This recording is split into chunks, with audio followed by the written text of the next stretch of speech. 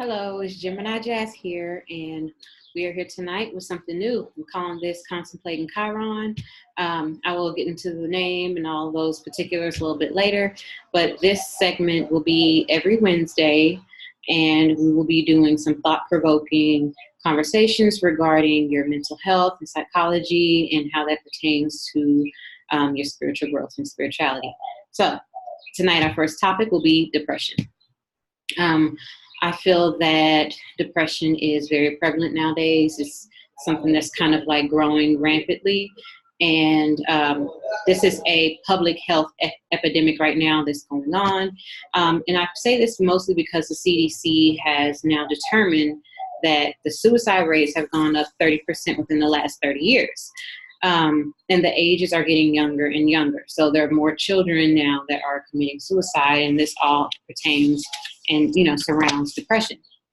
So some reasons could be, there are various reasons why this is going on, but some of the reasons that I've actually determined is because we are living in a culture of being self-reliant. We are now more so embracing being by ourselves and that solitude, which is a positive thing, but it can become a very negative thing because we're not appreciating our hardwired nature as humans, and that is to help one another and live within the community.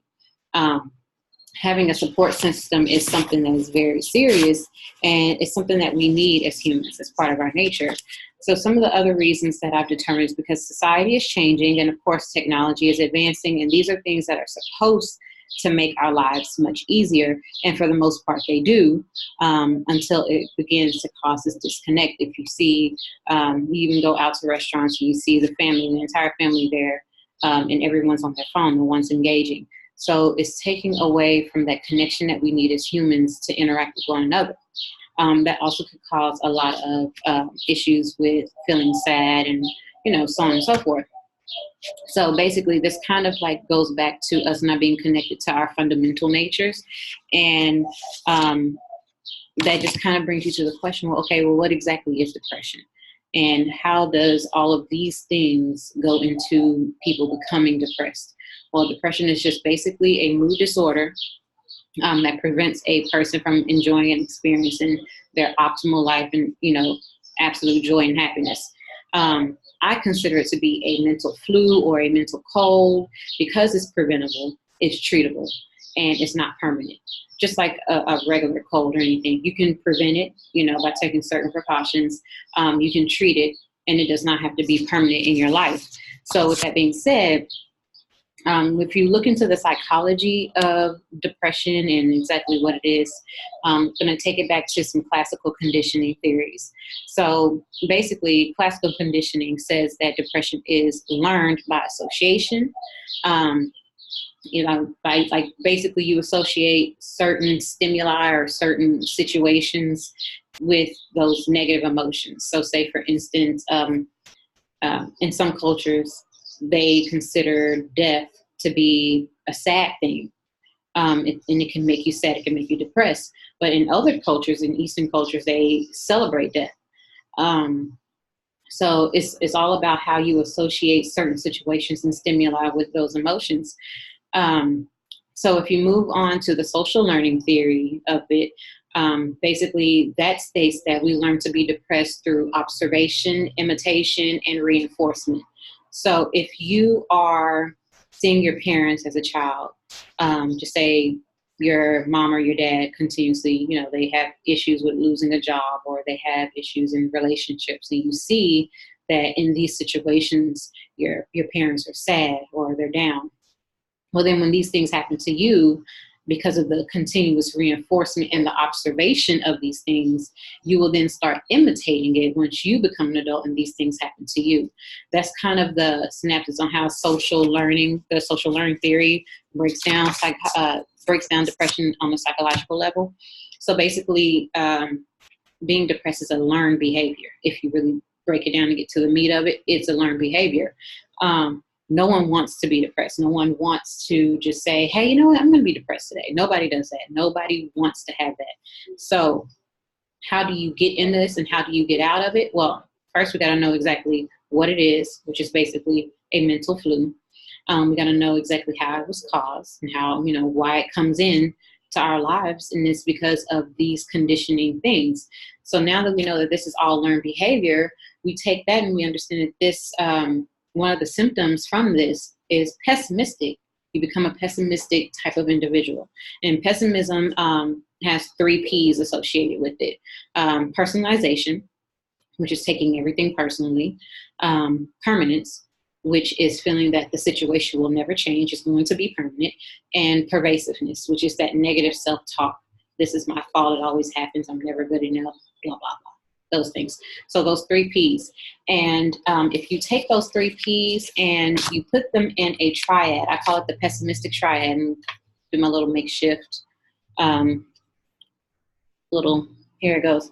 So if you pay attention, you see that we have a negative view of ourselves, which in turns to a negative view of the world, and that goes into a negative view of our future. And so if we continue on that cyclical thing and we have this triad of we always think negative about ourselves, we never have anything optimistic to think about the world. The world's such a terrible place. And so therefore, because I'm horrible and I'm no good, then the world is no good, then my future doesn't look very bright. And then we just continue this cycle. That's how you get stuck into depression. So how do we help this? There's a way out. Remember, I said it's not permanent. It does not have to be your identity. So basically, you can create new positive habits. So instead of saying that, death is so sad and it's this and, all these negative emotions, instead of associating these negative emotions with something, that happens, a life-changing event, associated with something positive. Think of what has happened in that person's life who has passed away, for example. They were a great person. They brought me a lot of joy and kindness, and they were happy, and they lived a great life. They touched so many people, and I'm just so happy that they are at peace, and yada, yada, yada. Celebrate their life versus the death. It's all about changing your mindset. Another thing we can do to help is to create new positive thoughts, exactly, and new positive habits. So if you actually do things with the habits and the thoughts, for example, instead of sitting and wanting to sulk in your sadness, retrain your thinking. Do something that makes you happy when you're sad. For instance, what I do when I'm feeling down, I reach out to my most positive people that I have. And I talk to them and I tell them, I'm very vulnerable and I'm very open with who I am and what I'm feeling in that moment. Like, hey, look, I am not doing my best today. It is not my best day. I'm having these emotions, like help. Or either I just say, look, I don't know why I'm feeling this way. Like, what can I do? And if you surround yourself with positivity, whether it's people, your environment, your job, whatever it is, that's what will always come around you because it's what you always have around you. So it will come within you. So that's one thing that I do. Or I listen to high vibrational music. I just sit still for a moment and I think of the negative thoughts. I let them come up to the surface. I let them have their moment. I acknowledge, okay, this is what I'm thinking. This is what I'm feeling. This is what I'm doing. I let it have its moment and then I release it and I give thanks for it. And I replace it with 1 or 2 more positive thoughts. So that way you are retraining your brain, right? Another thing we can do to help, we can cultivate discipline. Exactly. You do this continuously. You have these new habits, these new thoughts, these new positive thoughts and habits, and you continuously do it over and over and over. You have to create that discipline. Another thing that we can do to help is understand that the subconscious mind creates a new version of yourself through the actions that you do. So if you show up, if you make a conscious decision to show up as a positive person, and you're going to put a smile on your face and you're going to acknowledge that you are flawed and that you have whatever issue or whatever situation going on in your life, but you're not going to let it take over you, you're not going to allow it to become your identity, then you show up as that person every day ready to fight, then your subconscious is going to create a new version of yourself just based on those actions. So you just have to show up every day determined. Another thing that we can do, we can build a positive ritual to restore the neurological pathways to your thought process and your habits. So Make a ritual. Like, for instance, I have friends that meditate every day. I have friends that do yoga every day. I have friends that make sure that they have changed their way of eating, the things that they, allow into their energetic space. These are things that you can actually do. Take a chance to change some things that are negatively impacting you, and you change it and you switch it with something that's positive. So another thing that we can do is understand that the brain actually creates narratives, and you don't always have to believe them. The brain is the number one creator of narratives and all kinds of thoughts. You don't have to believe every thought and everything that comes in your mind. You pick and choose that. And then you have to ask yourself, if I'm thinking this, who knows I'm thinking this? It's your higher self. So you're telling your higher self, you're telling yourself that you are this low person and you're no good, you're this, you're that, my life is horrible, then that's exactly what your higher self is going to show up as every day.